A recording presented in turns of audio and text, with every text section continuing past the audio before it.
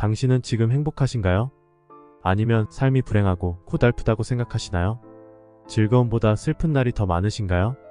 하루하루 삶의 무게가 어깨를 짓누르고 미래에 대한 불안함으로 살고 있지는 않나요?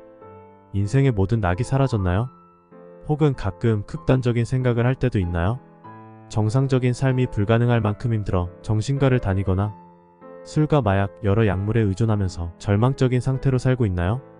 상처가 트라우마가 되어 그 고통이 계속 따라다니고 괴롭히고 있나요? 인간은 늘 행복을 원하지만 현실이 대부분 그 반대로 가게 되죠. 항상 살얼음판 위를 걷는 위태로운 인생, 인간관계도 모두 엉망진창이고 엉킨 실타래처럼 꼬여 있습니다. 아무리 돈이 많아도 인기와 권력을 모두 쟁취해도 밀려오는 허무함과 공허함은 결코 채워지지 않습니다. 우리가 부딪히는 크고 작은 마음의 고통의 원인은 사람의 악한 본성에서 나옵니다. 이것은 내면의 죄성들이죠. 사람들은 함께 살아야 하기에 어쩔 수 없이 서로 상처를 주고받게 됩니다. 사람의 여러 죄성들이 겉으로 표출되어 서로를 물고 뜯고 괴롭히고 상처를 주고 있습니다. 우리가 원하지 않아도 저절로 나오며 의지로 통제할 수 없는 것이 이 악한 죄의 본성입니다. 그 본질은 죄악에서 비롯됩니다. 죄란 사람의 깊은 내면에 맺히는 어두운 품성을 말합니다. 미움, 원망, 욕심, 질투, 시기무절제, 음란, 두려움, 불안감, 어두움, 신경질, 강박증, 중독 증세 등 태어나서 죽을 때까지 아무도 이 본성의 굴레에서 벗어날 수 없습니다. 아무리 착한 일을 하고 고행을 해도 이 죄성은 결코 없어지지 않습니다. 특히 두려움은 사람이 죽기 전까지 매우 강하게 괴롭힙니다. 사람들은 이런 내면의 모든 문제를 해결하기 위해 아주 오래전부터 종교를 만들게 되었습니다. 마음의 평화를 얻기 위해서 많은 사람들이 종교를 만들고 따라왔습니다. 사람은 본래 영적인 창조물이기 때문입니다. 그러나 많은 종교인들이 선행을 실천하고 스스로 고행을 하고 도를 닦고 있지만 아직도 내면의 답답함을 풀지 못하고 있습니다. 특히 요즘에는 너무나 많은 사람들이 정신질환에 시달리고 있습니다. 오직 사람만이 죄를 짓기에 죄 없는 반려동물, 자연 속에서 그나마 위로를 받고 있는 실정이죠. 우리는 모두 해피엔딩을 원하지만 죄의 결과가 죽음이기에 모두 새드엔딩으로 끝나고 있죠. 이처럼 사람이 겪는 모든 정신적인 원인은 내면의 죄 혹은 악한 심성, 악한 뿌리에서 비롯됩니다. 정신적인 고통은 혼이 아프다는 것을 의미합니다. 이것은 사람이 창조주를 찾을 때라는 신호입니다. 사람과 약물들은 이 문제를 근본적으로 치료할 수 없습니다.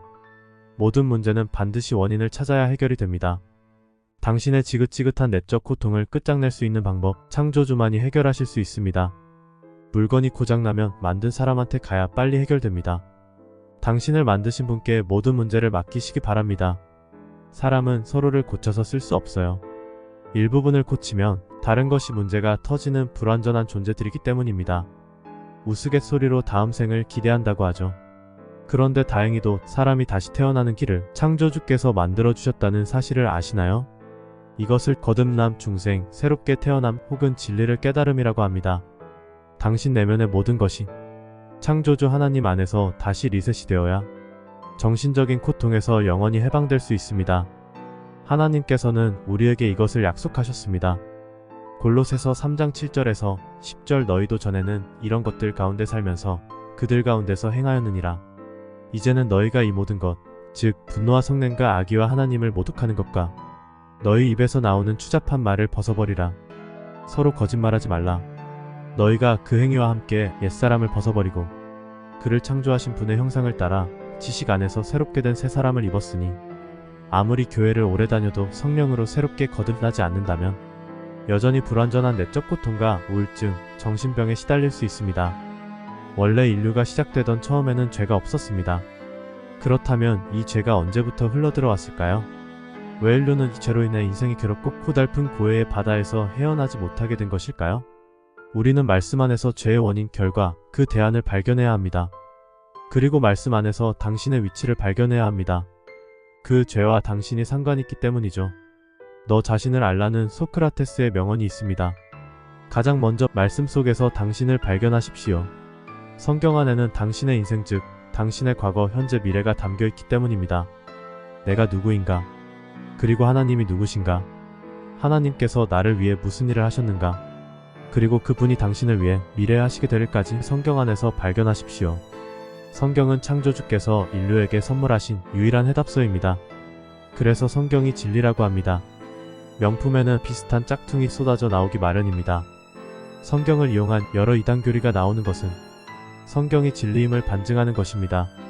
많은 사람들이 성경을 돈벌이 수단으로 이용합니다. 거짓 교사들이 다른 교리를 창출함으로 신종교파와 이단 교회를 만들고 있습니다. 심약한 사람을 가스라이팅하여 돈을 갈취하거나 성을 착취하고 성도를 버리는 이들도 있습니다. 성경에는 이런 자들에게 돼지일이 강도 사꾼이라고 나옵니다. 수많은 개들이 성경의 본질을 심하게 훼손하고 있습니다. 많은 사람이 성경을 고대 신화, 윤리 강령 정도로 해석하고 있습니다. 성경은 회복의 책입니다. 이 책은 오직 당신을 죄에서 구원하시고 온 세상 만물을 회복하시기 위해 만들어졌습니다. 특별한 성자만이 해탈을 하는 것이 아니라 평범한 사람도 해탈하게 만드시는 분이 창조주 하나님이십니다. 이 세상에서 가장 억울한 죽음은 아버지가 나를 위해 준비하신 어마어마한 상속 재산을 확인하지 못한 채 평생 고아로 노숙하며 방황하다가 죽는 것입니다. 당신이 상속을 모두 포기한 채 억울하게 죽지 않기 바랍니다.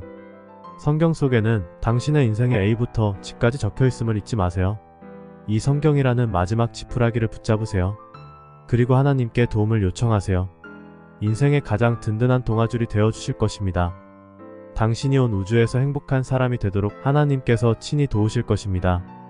성경을 구입하세요. 하나님을 가까이 하세요. 마태복음 11장 28절 수고하고 무거운 짐진 자들아 다 내게로 오라. 그러면 내가 너희에게 쉼을 주리라. 고린도후서 5장 17절 그러므로 누구든지 그리스도 안에 있으면 새로운 피조물이라. 옛것들은 지나갔으니 보라 모든 것이 새롭게 되었도다. 이 약속의 말씀을 굳게 믿고 하나님께 당신의 문제를 맡겨드리십시오.